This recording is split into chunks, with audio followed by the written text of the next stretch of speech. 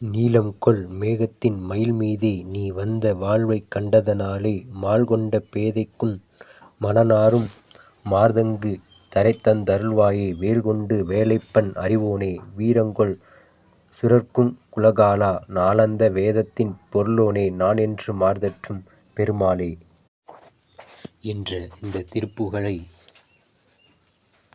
தினமும் காலை